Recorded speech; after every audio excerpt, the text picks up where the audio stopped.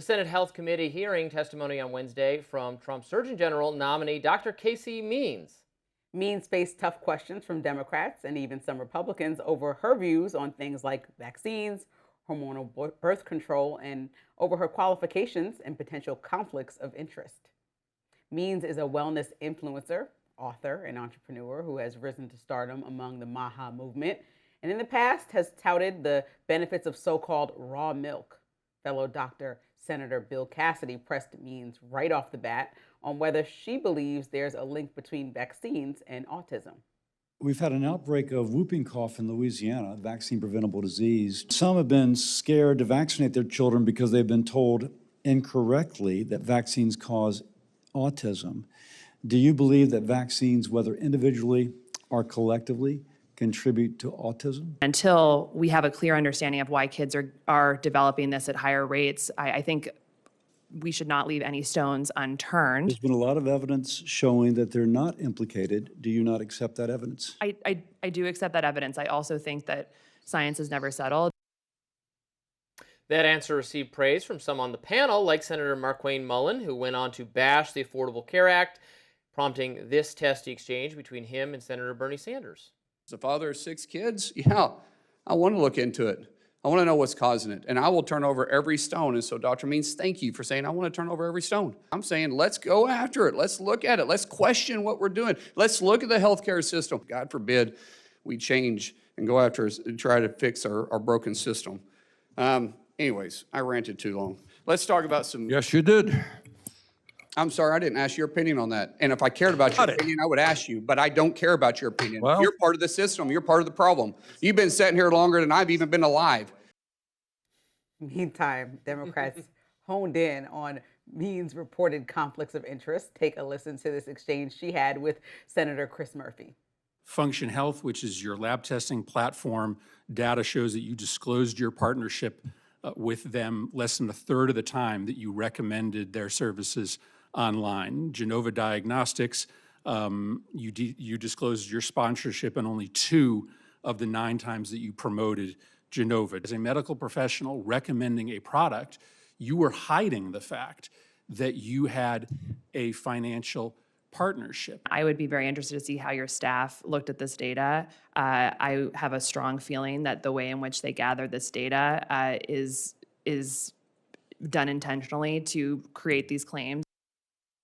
But it wasn't all bad. Senator Sanders actually seemed to find some common ground with Means, despite reportedly having reservations about her candidacy.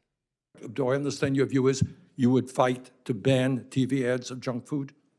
I think you will be frustrated by how much I will be talking about ultra-processed foods. Good. I won't be frustrated. I'd be delighted. All right, let me ask you another area that we may have some agreement. As you know, the United States and New Zealand are the only 2 countries in the world that allow the pharmaceutical industry to advertise on TV. I believe we should ban those ads. How do you feel? I agree with you. A lot to unpack here. Well, I don't agree with that. What, banning the advertisements on TV of Yeah.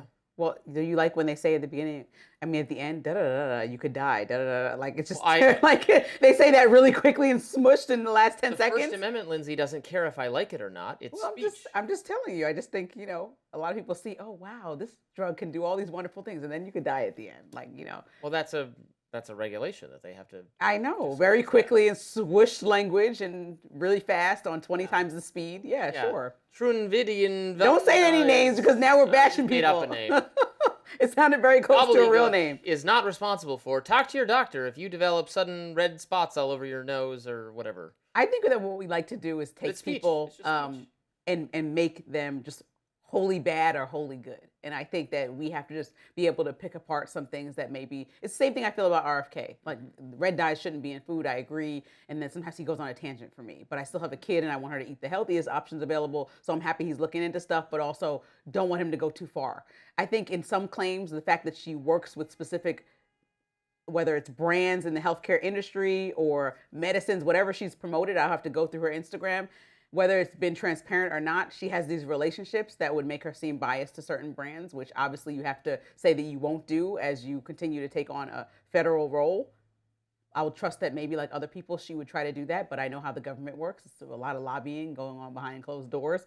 But I think that what Sanders got so mad about when you saw that testy exchange is the fact that we understand, and doctors have said, surgeon generals have said, and rigorously examined the fact that vaccines are not causing autism, and it's been rejected. And so when we have somebody who's nominated for a position like this, it's not about them saying don't take any vaccines. It's about the word and the messaging getting jumbled all together so that parents at home are scared to vaccinate their kids of all vaccines. I don't care if they're saying it about measles or not saying it about measles.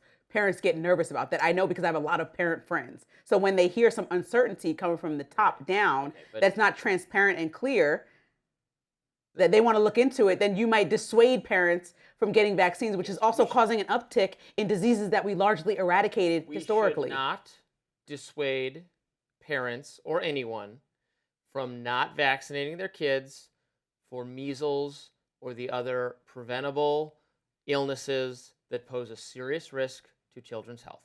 I completely agree with that. We have to be honest with people, though, and the truth is that we have not come up with solid evidence that vaccinating people causes At autism. all. It's actually Yes, been disproven we don't- multiple times.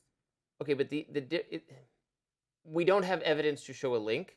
What I suspect goes into autism is it could be a million different factors. There's no one thing where if you don't do this thing, you won't have autism, right?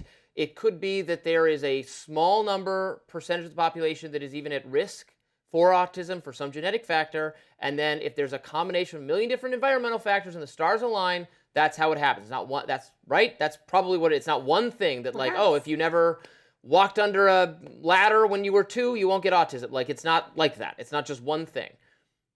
I certainly don't think in the cases where the vaccine is not dramatically improving your health outcomes, like that's the case for COVID and flu for young people, then I wouldn't be recommending them take unnecessary invasive things where there is no proven benefit, right? We don't usually just give things to people that have no discernible health benefit, which is the case for those things.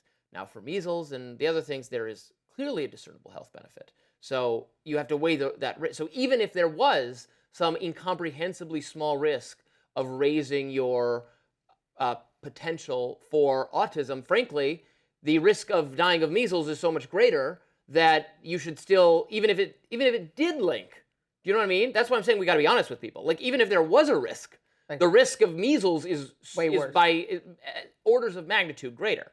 So that's why the calculus for that vaccine is very clear. But for the COVID vaccine, it's not, because the negative health outcome for the people in that age range for COVID is also so astonishingly low. Well, I think why Bernie Sanders is so Does that make riled up. sense? Yeah, I totally hear you. That's why I separate these things. But I think why Bernie Sanders is putting everything together is because since COVID, which you know well and I know well, credibility in public health has completely almost Right, diminished. because they threw all these things in the same bucket and said, if you oppose any of these things, you're an anti-vax moron weirdo, and that increased people's... Right, so vaccine skepticism has also increased people dying and cost lives. So we know that we have to figure out how to balance what happened during the pandemic to what's happening right now. Like young kids dying most recently in Texas because their parents decided not to vaccinate them. For what reason? Only thing you can consider is that they've been listening to the ongoing debate about looking into things like autism. And then you just want to make sure that like we're not causing more deaths by things that we understand are helpful for the larger society. So that's the biggest thing, is that you can be mad. Everyone can be upset about COVID, but you have to come back from this and not take the most dramatic response, which is, okay, I'm just going to stay away from everything that the public health officials say. I don't trust a word, which is sometimes the default. Next up, more trouble for Don Lemon. Some Minneapolis churchgoers reportedly suing Lemon for severe emotional distress after January's anti-ICE protests that he was involved in. We'll be right back.